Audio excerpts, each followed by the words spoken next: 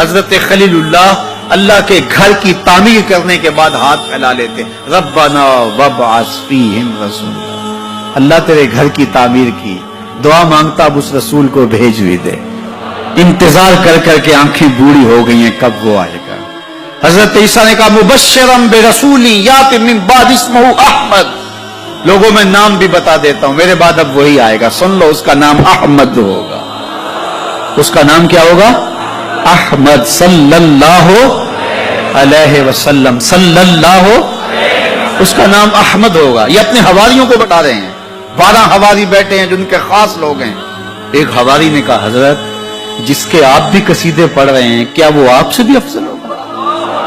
حیرت تو ہوئی نا کہ میرا نبی جس کے قصیدے پڑھے تو وہ تو پھر کوئی افضل ہی ہوگا۔ ہر مرید سوچتا ہے میرے پیر سے افضل کوئی نہیں، ہر شاگرد سوچتا ہے میرے استاد سے افضل کوئی نہیں، ہر بیٹا کہتا ہے میرے باپ جیسا کوئی نہیں، ہر جو ہے وہ کارکن کہتا ہے میرے لیڈر جیسا کوئی نہیں، اور ہر امتی کہتا ہے میرا نبی تو پھر میرا نبی ہے۔ وہ تو بدبخت ہے جو نبی بھی مانتا ہے اور عیب بھی نکالتا ہے۔ خلقت مبرئا من کل عیب، یہ حدیث تقریری ہے، حسان بن ثابت حضور کے سامنے پڑھتے ہیں، آپ کو ہر عیب سے پاک بنایا گیا۔ کأنک قد خلقت کما تشاء، لگتا ہے آپ کے رب نے آپ سے پوچھ کے آپ کو بنایا ہے۔ اللہ اکبر، کیسا جمال ہے، کیسا حسن ہے۔ تو ہر امتی سوچتا ہے میرا نبی تو پھر میرا نبی۔